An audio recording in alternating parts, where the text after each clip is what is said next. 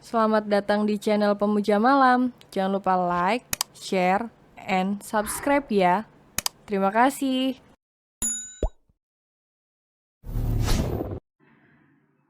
Chapter 19. Jamu Gendong. Suara lemparan batu yang mengenai jendela kayu sukses membuyarkan lamunan Lingga.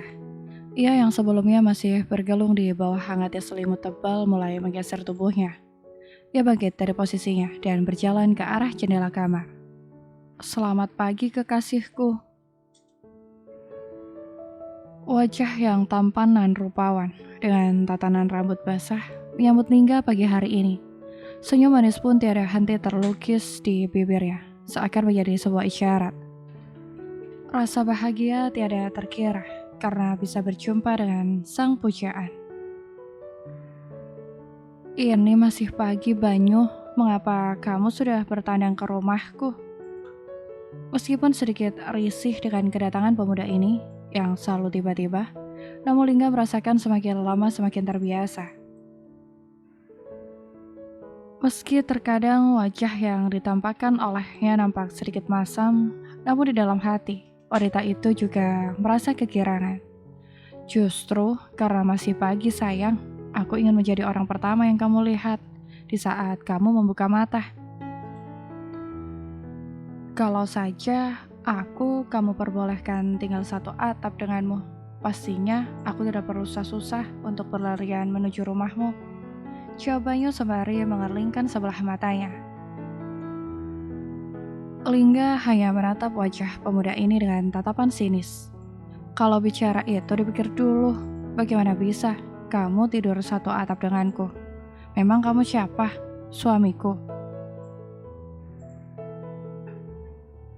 Banyu menampakkan ekspresi wajah sedikit terkejut.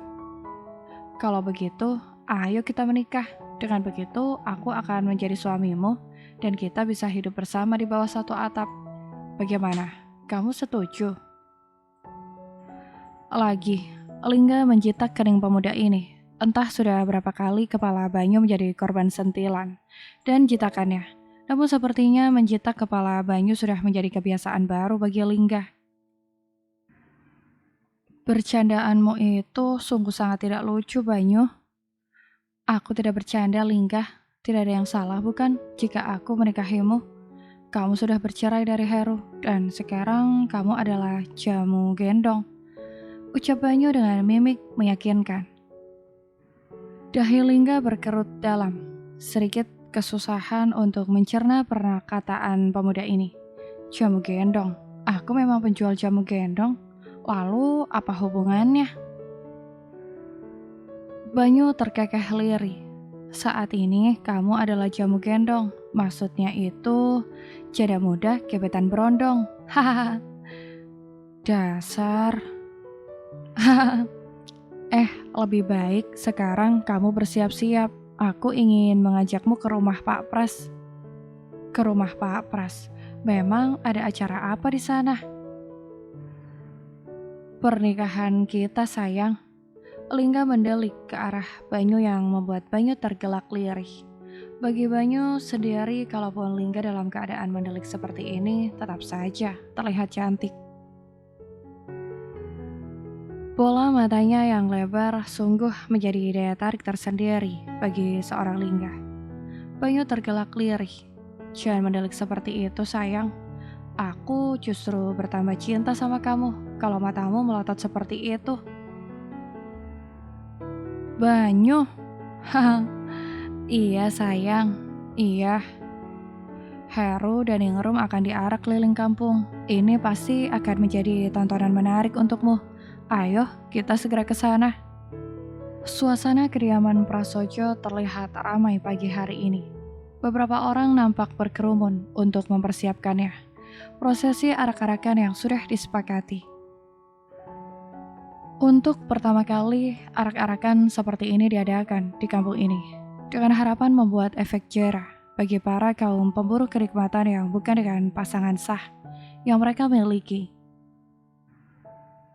Lalu, kita akan mengarak Heru dan Ingrum dengan cara bagaimana, Pak?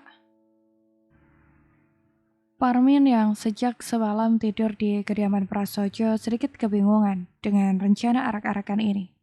Pasalnya ini semua merupakan pengalaman pertama dan membuatnya kebingungan harus bagaimana. Iya Pak, bagaimana caranya kita mengarak Heru dan Ningrum? Apakah kita tandu atau kita ikat tubuh mereka dengan tali lalu kita tarik seperti menarik 2 ekor sapi? Atau bagaimana?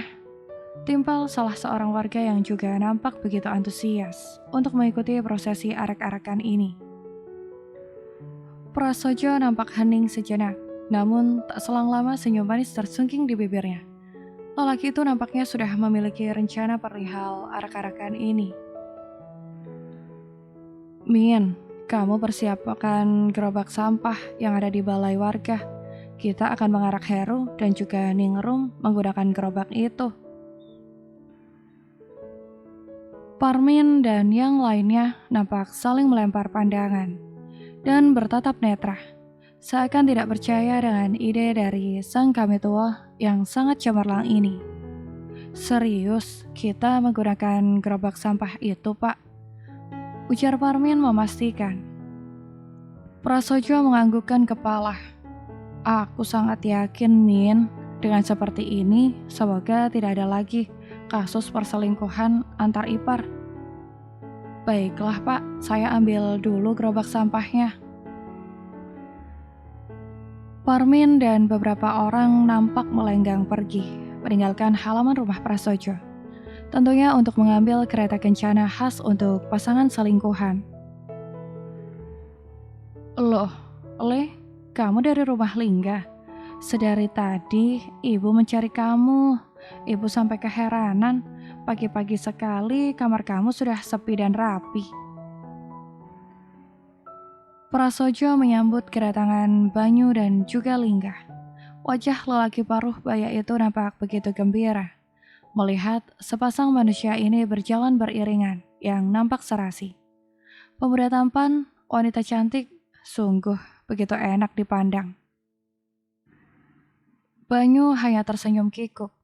Gegara ingin segera bertemu dengan sang pujaan, membuatnya sampai lupa bahwa ia belum berpamitan kepada Prasojo dan juga Mariati. Alhasil sang ibu angkat kebingungan mencari keberadaannya. Maaf ya Pak, saya benar-benar lupa. Ibu maafkan Leh, ibu juga pernah muda, jadi sangat paham bagaimana orang yang sedang jatuh cinta. Timpal Mariati yang tiba-tiba saja muncul dari balik pintu. Kini bukan hanya Banyu saja yang merasa kikuk, Lingga pun juga turut merasa malu. Janda muda itu pun hanya bisa menundukkan wajahnya. Mariati berjalan ke arah Lingga. Ia pegang pundak wanita ini dan mengusapnya lembut. Ibu turut prihatin dengan apa yang menimpamu, Dok. Kamu yang sabar ya. Percayalah bahwa setelah kejadian ini, hidupmu akan jauh lebih bahagia. Mariati memandang senduh wajah Lingga. Sulit dipercaya jika wanita berhati mulia seperti Lingga akan menghadapi kepelikan hidup seperti ini. Mariati sampai berpikir sedari dulu Lingga sama sekali belum merasakan apa itu kebahagiaan yang sempurna. Lingga hanya bisa mengangguk pelan. Setelah semalam air mata kesedihan itu telah ia tumpahkan, pagi ini ia tidak ingin jika air mata itu menetes kembali. Sebisa mungkin ia menahan air mata itu tidak meluncur lagi, meskipun dadanya terasa teramat sesak. Iya Bu, saya sudah bisa menerima ini semua dengan ikhlas. Dan saya juga percaya bahwa saya bisa kembali bangkit dari keadaan seperti ini. Bagus, Nduk. Ibu benar-benar bangga kepadamu. Orang seperti Heru dan Mbak Yumu tidak pantas untuk menjadi penghalang kebahagiaanmu. Iya, Bu. Mariati menautkan pandangannya ke arah Banyu yang sedari tadi masih anteng berdiri di samping Lingga. Leh, ibu minta kamu jaga Lingga baik-baik, jangan sampai Lingga menangis lagi. Siap Bu, mulai hari ini sayalah yang akan menjaga dan melindungi Lingga.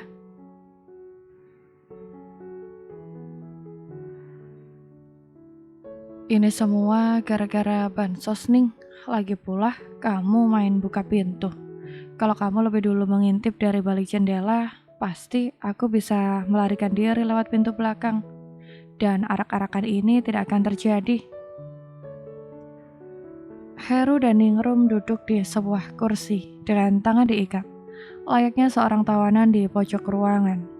Mereka seperti dua orang terdakwa yang sedang menunggu eksekusi mati dari hukuman yang dijatuhkan.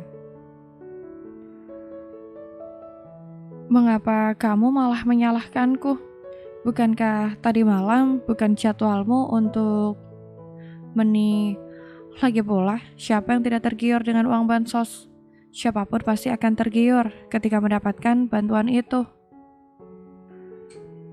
Kamu ini hanya karena bansos saja langsung lupa diri jika kita sedang badan. Ternyata kamu mudah terperdaya oleh uang, Ning. Kamu ini, lalu apa bedanya dengan kamu, Mas? Kamu juga mudah terperdaya oleh... Nyatanya kamu mudah untuk berpaling dari istrimu. Sekarang kita harus bagaimana? Apa yang akan kita lakukan? Apa kamu tidak malu diarak keliling kampung? Tanya Heru dengan wajah frustasi. Ya biarkan saja.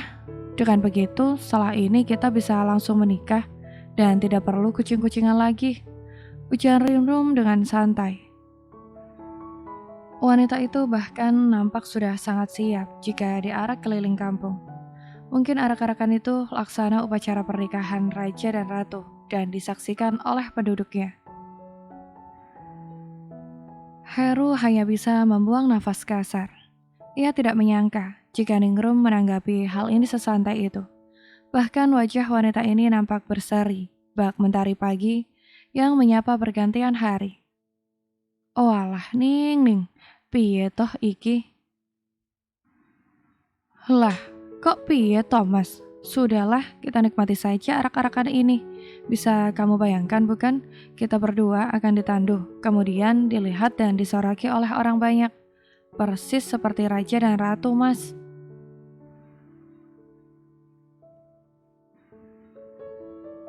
Pelakor, pengkhianat. Menggunakan gerobak sampah, Heru dan Ningrum diarak berkeliling kampung. Pekikan suara-suara warga yang menggema seakan menarik perhatian warga sekitar. Mereka yang tengah sibuk beraktivitas di dalam rumah, seketika berhamburan keluar untuk melihat apa yang sebenarnya telah terjadi. Wah, ternyata ini pelakor dan pengkhianatnya. Usir saja mereka. Usir daripada meresahkan, teriak salah seorang ibu yang memakai dasar. Iya, usir aja, tidak pantas kampung ini ditinggali oleh mereka. Timpal beberapa ibu yang lain. Maaf ya Bu Ibu, Ningrum dan Heru tidak akan pernah diusir dari kampung ini. Biarkan saja mereka tinggal di sini. Semoga setelah penggerebekan dan arak-arakan ini, mereka jerah dan bisa hidup lebih baik lagi. Tutur Prasojo dengan bijak. Sejatinya arak-arakan ini hanya sebagai upaya untuk membuat efek jerah dan tidak ada tujuan untuk mengusir setelahnya. Tapi mereka sangat meresahkan Pak Pras, bisa jadi perilaku mereka ditiru oleh warga. Ucap Ibu Pulah dengan raut wajah penuh kekhawatiran. Prasojo tersenyum penuh arti. Dengan arak-arakan ini, semoga bisa membuat yang lainnya berpikir dua kali untuk berselingkuh ya Bu. Parmin dan yang lainnya kembali menarik gerobak sampah. Berisikan Heru dan Ningrum itu. Wajah Heru nampak puas menahan malu. Berkali-kali ia menundukkan kepala. Berharap tidak banyak orang yang mengenalinya. Namun sayang, berita perselingkuhan ini sudah terlanjur menyebar kemana-mana. Tanpa melihat wajah Heru pun mereka tahu siapa yang diarak ini. Berbeda dengan Heru yang nampak menahan malu, Ningrum justru menampakkan wajah biasa-biasa saja. Bahkan ia tersenyum lebar sembari melambai-lambaikan tangan ke arah barisan warga yang berjajar di tepi jalan. sudah seperti ratu yang disambut oleh penduduknya. Kamu ini apa-apaan, Ning? Mengapa kamu malah kegirangan seperti ini? Kita sedang dipermalukan di depan umum, namun kamu malah kegirangan seperti ini. Protes Heru dengan raut wajah yang dipenuhi oleh ekspresi keheranan. Haha, kapan lagi kita akan terkenal, Mas? Lihatlah, mereka berjajar menyambut kedatangan kita. Itu artinya kita ini orang penting. Selorah Ningrum tanpa menatap manik mata Heru. Ia justru sibuk melemparkan pandangan ke arah warga yang berjajar di pinggir jalan. Kedua bola mata Heru membulat sempurna. Bibirnya menganga saat mendengar Ningrum mengucapkan kata-kata itu. Ning, kamu tidak gila kan? Aku baru kali ini bertemu dengan seseorang yang justru nampak bahagia saat diarak seperti ini. Aku tidak gila, Mas. Aku bahkan masih waras, sangat waras. Setelah ini, aku pasti akan jauh lebih terkenal daripada Lingga. Heru pun semakin terperangah, tidak percaya jika Ningrum memberikan argumentasi seperti itu. Sepertinya kamu memang benar-benar sudah stres, Ning. Bersambung.